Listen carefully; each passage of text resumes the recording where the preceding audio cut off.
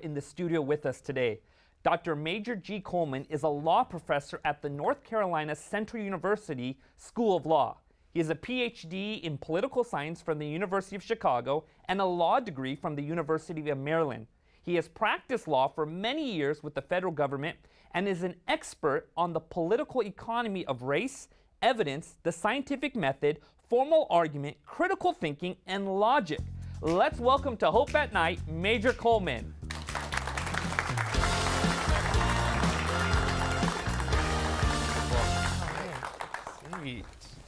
Dr. Coleman, thank you so much for being here with us. Thank you. Tell us a little bit about yourself and your background.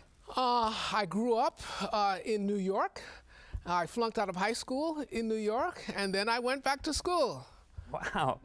Well, now we also have a special guest here with us. Who else do we have here with you? My wife is here with me. Okay, wonderful. Now, where did she just come from? She just came from Brazil. She just flew in from Brazil. Wonderful, wonderful. Now, we've just been hearing the story of Elise and Mark. Now, how in the world did you come into their lives? Tell us about that. I was teaching, it's just as Mark said, I was teaching a class on African American religion, and Mark was there in his freshman year at the State University of New York. What amazed me about him was his intensity. We spent a lot of time talking about the cross of Christ and how the atonement process works. And Mark had no end to questions. In fact, I got tired of him coming to my office. Wow, so he kept asking question after question, wanting to understand and investigate this more. Now, what did you present that was so compelling? Well, the first thing we showed them was how the cross of Christ works and how the salvation process works. And then we also told them that the Bible was true and that they could know and understand the evidence for the Bible. Now, how did the other students feel about what you were presenting? We presented the evidence not only to our classes, we had a university-wide program for the entire 8,000 students on the university campus. Wow. Wow. What was the name of the program? We called it the Origin Series. Okay, what did you present? Can you break that down a little bit? Sure. We gave them the evidence that the Bible was true. We also had an evolutionary studies program on campus that was teaching our students that the Bible was myth. And I took it as my personal job to demonstrate that that was not true and to challenge the evolutionary studies program to come forward and meet me in public and sign a document that they would engage in a public debate. We offered them $20,000 if they would come forward, sign the document in front, and I had two cashier's checks, $10,000 each, that we were going to offer them on Saturday morning if they showed up. And I really wanted to give the money away. I'd been trying for 30 years without success. Wow, and what was the response then from the school body with all this that was happening? Well, on Saturday morning when we had our program, and I had my two cashier's checks there, we waited for somebody from the Evolutionary Studies program to show up, and no one did. No one did. Was Mark there also at that time? Yes, Mark was there every year helping me to set up our back-breaking display. Now, let me ask you a question. With all this that's being presented, was there any issues with the administration or anything like that? Oh, yes, absolutely. The president of the university, who was a trained PhD biologist, took issue with our program, and they published in the student newspaper that they wanted our program to be stopped. What happened? Well, we didn't stop. I wrote a response to that, and I said, we believe in academic freedom. If you have the evidence, come forward and demonstrate it. If you want to shut down our program, there's no better way to do that than to come forward, show that this is mythology, show that the facts are wrong, and certainly I'll be so embarrassed, so humiliated, I wouldn't dare to present this again. What better place to do this than academia? You presented a challenge. You say, hey, look, prove me wrong. I'm willing to admit I'm wrong if you can prove it to me. I said, come forward with all the science that you've got, because I'll be there Saturday morning. Wow. That must have been a remarkable time. Mark, do you remember this experience? Vividly. I remember it like it was yesterday. It was a challenging time. We were waiting. I was expecting someone to come forward, but no one came forward. Wow. Now, how did Elise come into the picture from your perspective? Well, Elise came in as Mark's girlfriend, and she was sweet and cute. She didn't say a whole lot. I didn't really know a great deal about her, but if she was Mark's girlfriend, that was good enough for me, and she was involved with our programs too. I was surprised at how intense she was and the questions that she had and that she wanted answers to them. Wow. So let me ask you this. If a skeptic, an honest skeptic, was coming to you and say, hey, look, I'm on this investigation for truth. I want to understand reality, true reality. Where do I start? what would you say to them in that few moments that you have with them? I would say that we really, as human beings, we really only have 4 tools for knowing and understanding what truth is. Okay? Formal argument, science, critical thinking, and strong theory. Actually, as human beings, there's another way that we can learn truth, and we call that revelation. And that comes directly from God, but even that has to come through our senses, and we call that science.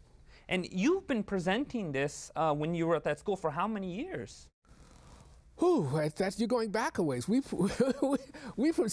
I was there for almost 15 years, and we presented that every year. Wow. Every year on campus. So we took surveys every year, so we know the impact that we had on students. Okay.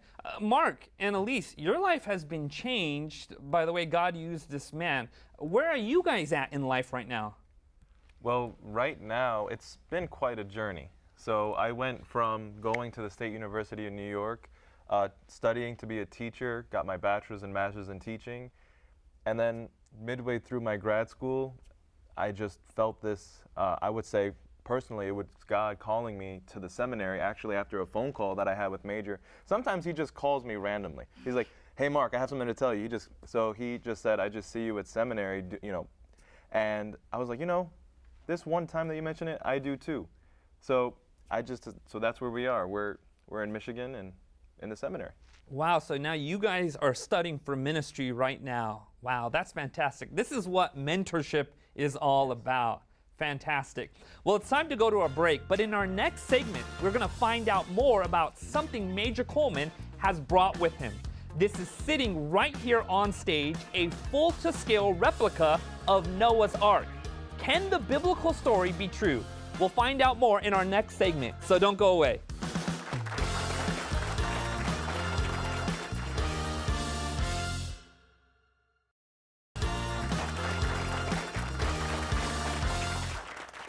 Welcome back to Hope at Night. In our earlier segment, we met Mark and Elise, who recently made the transition from not really believing in God to having a firm belief in Him.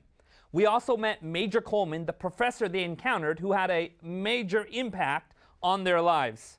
In this segment, we're going to take a closer look at a story from the Bible, one that has challenged people of faith for centuries, and see if it could possibly be true. Now, Major, I've been itching to get to this. What in the world is this in my stage?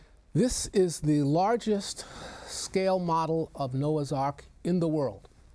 What's the story behind this thing? Well, I needed a way to show students on a secular campus that the biblical story of creation and Noah's flood was true. And I figured that the best way to do that was to actually build the ark so they could see with their eyes how big it was and that it would easily contain every kind of animal in the world. Professor Coleman, say someone has never ever heard of the story of Noah and the flood. Could you break down for us real quickly, what is that story all about?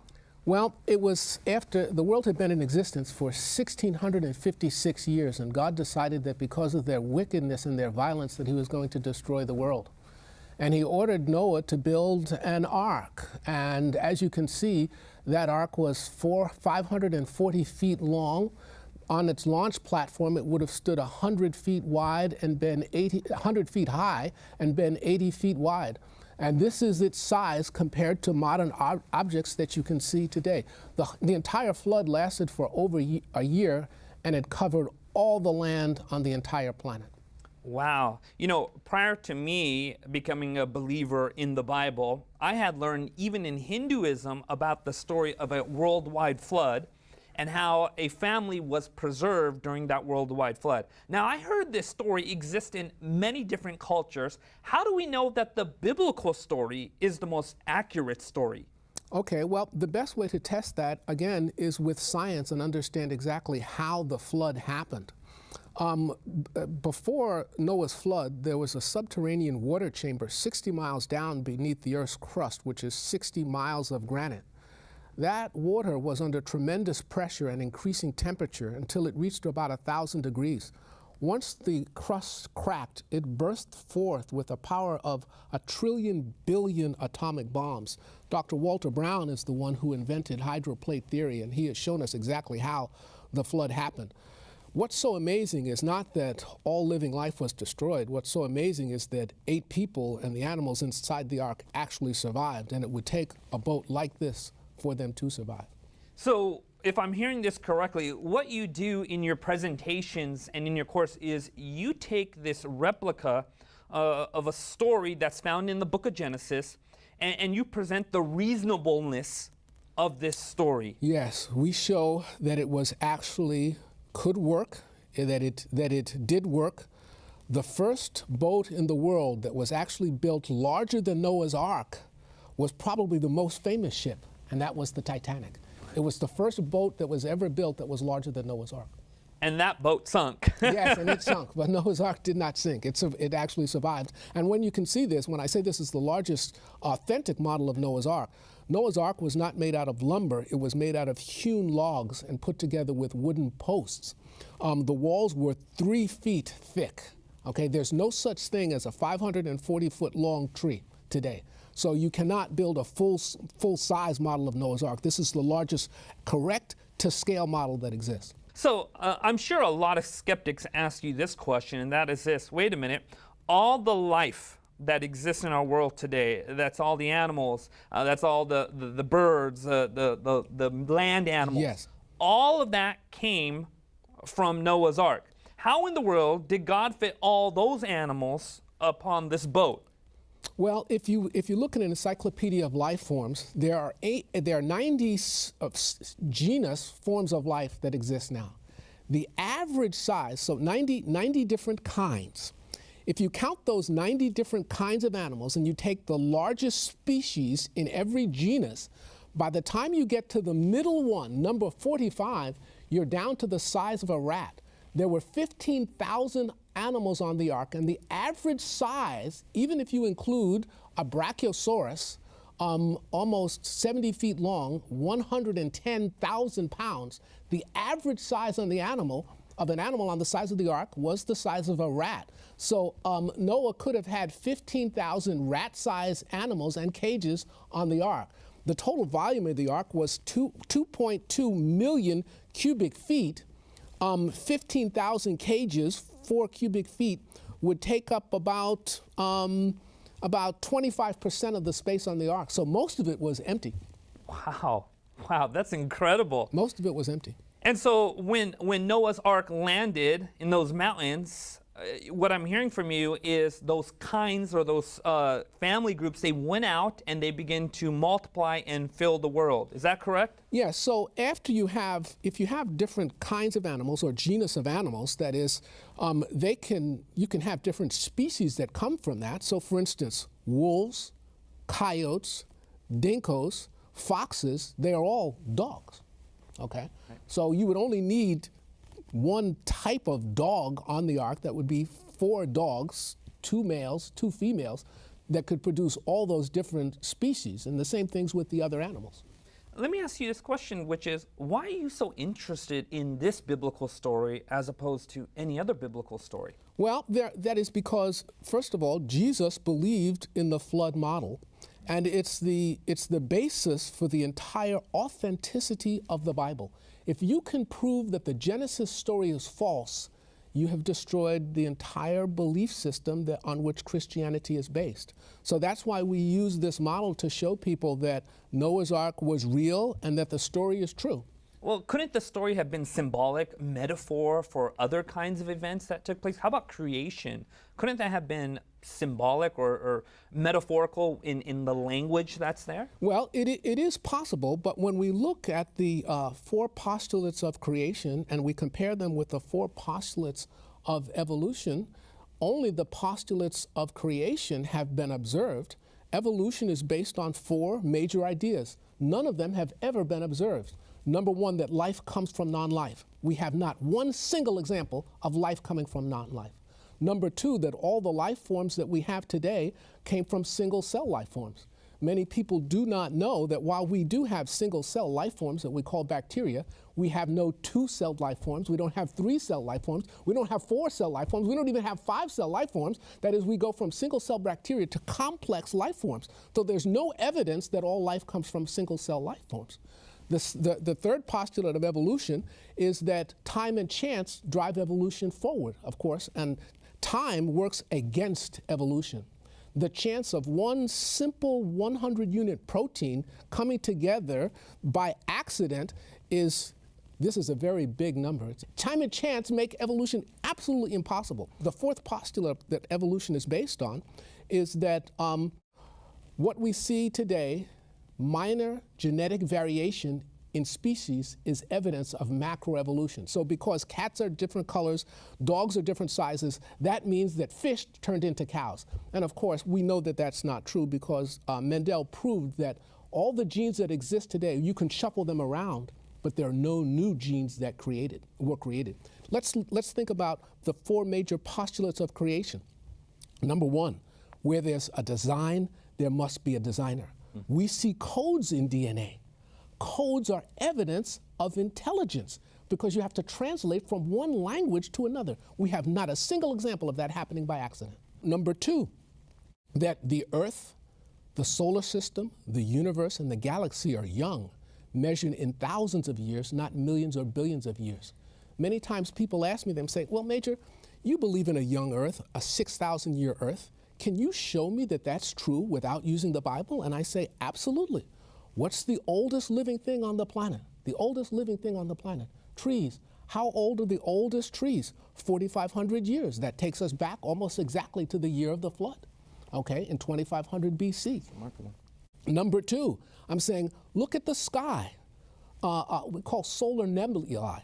A solar nebulae is what we see from a supernova when a star explodes. It leaves a gas cloud.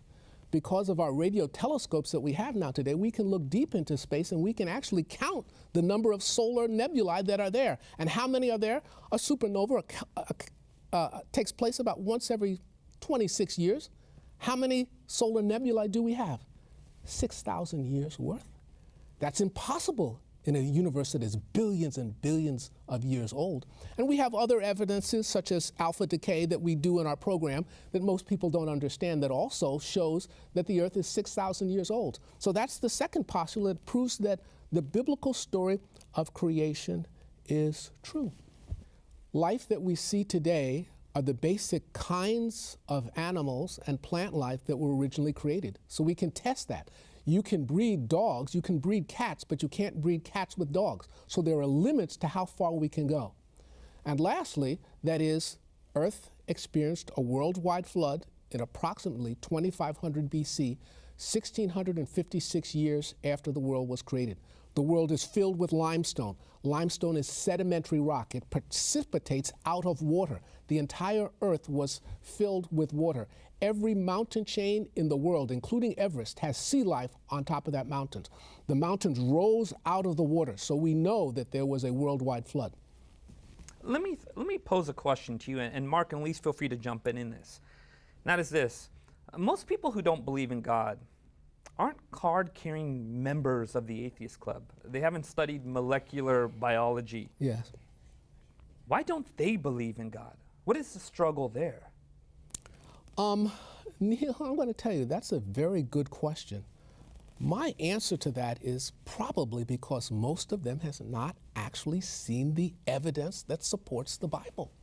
And that is my job, to actually show them. You're right, most people are somewhere drifting, somewhere in the middle. This is a war for ideas.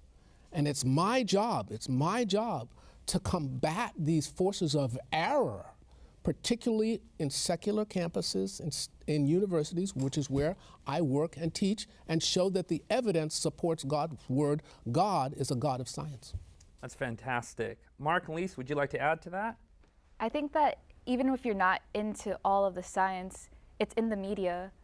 And it's just like little subtle things here and there. It's just like we grew up watching dinosaur cartoons and just watching Disney Channel. And it's just like, of course the world is billions of years old. And so like when you get introduced to the biblical stories, you're just like, that's myth. That's just like Zeus and Poseidon, or like, okay, maybe there's some reality to it, but that must be metaphor, like you were saying. And why? Because that's just what we grew up on, and that's what we were indoctrinated to believe. Okay, let me pose this question to you guys. Say someone grows up going to a Christian church. Say they have been surrounded by, a church community and pastors who preach sermons. Are there wrong ideas of God that exist? Wrong ideas of the Bible that exist? Well, certainly they do exist, and they exist in church. Many people don't know that some of the largest religious denominations actually support evolutionary theory, and I'm really sorry to hear that.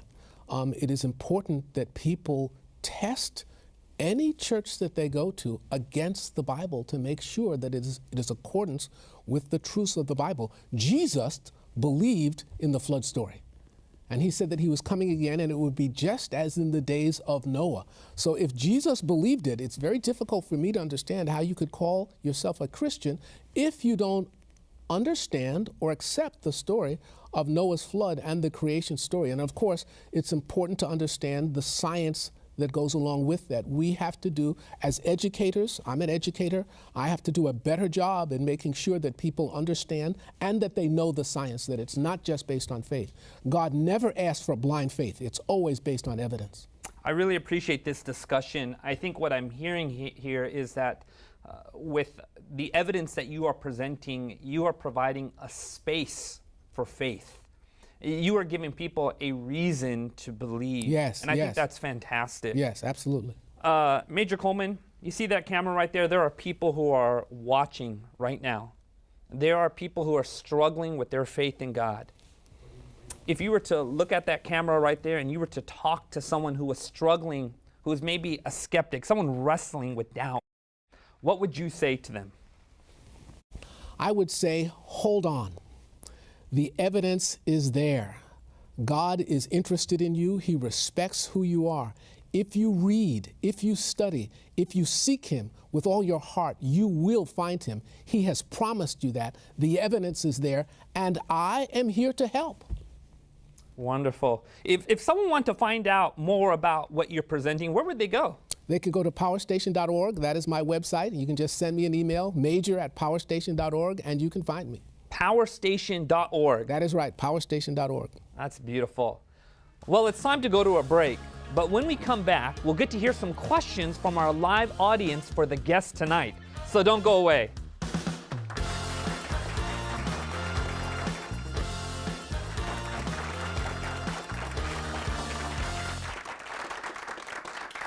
Welcome back to Hope at Night. We've heard some mind-boggling facts, and I'm sure you got questions. I'd like to turn to our live in-studio audience and see what questions they have for our guests. So let's find out. Does anyone here have any questions? Right there. Hi, I was just wondering, is it possible that any other humans or animals could have survived the flood that basically took over the entire earth? The answer to that is absolutely not. I've been asked that question many times before, and usually it comes because people don't understand how powerful Noah's flood was. The explosion of that subterranean chamber ripped around the planet at 12,000 miles per hour. It was faster than the speed of sound. If you saw it, you would hear no sound. The next thing you know, if you saw it, less than a second later, you were dead. That's how fast it was moving. It buried everything under 10,000 feet of water. What actually happened was that the continent sank, okay? If it would destroy a brachiosaurus, all right, the most powerful land animal that ever lived, 52 tons, 110,000 pounds, believe me, there's no human being that could survive that devastation. Dr. Walter Brown has said the power of that explosion was 1 trillion billion atomic bombs. Absolutely not. Wow, wow. That is intense. Yes. Wow. Let's go to our second question. Do we have anyone else? Right over there. When you're checking the truth of things against the Bible, how can you be sure you have the correct interpretation when there are so many different interpretations and translations going around? Most biblical scholars encourage people to use several different translations of the Bible, and I certainly do. Just about all of them are good translations, and they can give you different perspectives. You can use some direct translations from the Greek and Hebrew. You can use paraphrased versions if you want to try to gain understanding. And of course, today with the computers, and we have transliterations of the Bible in Greek and Hebrew, you can look for the Greek and Hebrew words and find out exactly what they mean. I like to tell people, if you take the widest, particularly when we're talking about dates in the Bible, which are the most controversial, if you take the widest divergence of all the translations, the Bible is from 6,100 years to 7,300 years. That's just a little bit over 1,000 years difference, no matter which translation you use. Any translation shows that evolution is not true. For me, I take the short age, the youngest, 6,100 years. Why? Because that matches the scientific evidence that we have. Solar nebulae, helium decay, and the ages of trees and moon dust. All of those we can measure fairly exactly. We're right almost at the 6,000 year mark. But I recommend that you use different translations to try to, whatever will help and increase your meaning for the Bible. Has there been any evidence to substantiate the accuracy of the scriptures we have today? Oh, absolutely. We have many old documents that predate Christ. Okay, we don't have the original books of Moses that Moses wrote with his actual hand. But again, some of the best evidence that I have found is that supporting the flood to show that the Bible is true. Okay. We have found the ossuary, that is the bone box of Caiaphas, Jesus' brother James. Okay, so for many years, archaeologists refused to believe that Pontius Pilate existed until they found his name carved on a stone that was part of the wall of the temple. So all of the Bible, the evidence, the more evidence that we find that the Bible is true. I heard a quote, someone said that the Bible is an anvil that has worn out many hammers. Yes, it has. It has. Mark, are you studying any of this in seminary? Yes, in seminary, specifically with this topic in particular, because in the seminary that I go to, at least Andrews University, we have a high view of Scripture, so that they make sure that in our program that we're dealing with the Greek and the Hebrew specifically. So what would happen is we would also say that, adding on to what Major perfectly put, there are so many references. We have thousands upon thousands of manuscripts, specifically Greek manuscripts in particular, that would point to the validation of the authenticity of Scripture. And we treat textbooks as if they were a Bible. So that is, if something like a textbook where we all seem to learn from can be viewed in that way, surely the Scriptures can be seen in that way as well. Fantastic. Do we have a third question anywhere? Right over there. This is for the professor. As a law professor, do you sometimes find some conflicts between your spirituality and the laws that you have to teach and practice? And if so, how do you handle that? There are many conflicts between the things that I know are true as a Christian and the laws that we have. Some of them are contemporary laws, some of them are past laws. Probably one of the greatest people that had to deal with that was Martin Luther King Jr. That is, the laws of his day in the Jim Crow era were counter to the laws of God.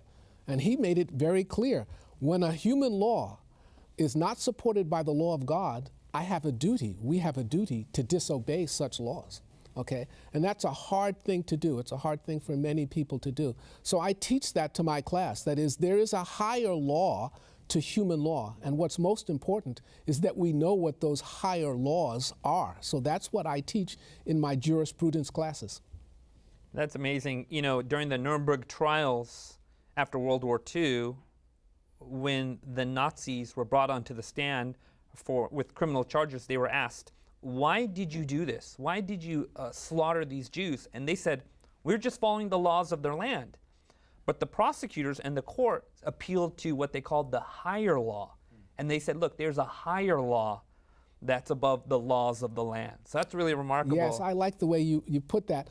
Martin Luther King Jr., he said, everything that the Nazis did was legal according to their law. Hitler broke no law in Germany.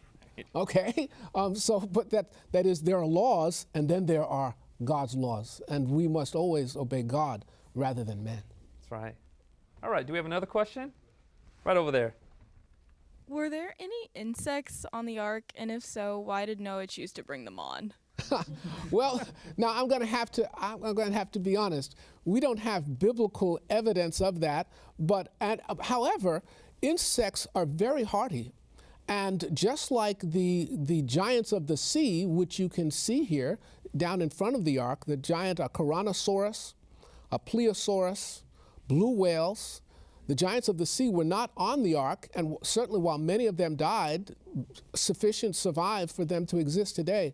So we're probably fairly certain that there were insects on the ark, on the animals at that time, and they survived the flood. Seeds survived the flood.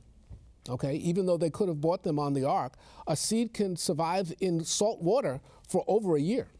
Yes, and be carried in the air. Yeah, that's right. That's right. So they survived. Do we have another question? Right over there.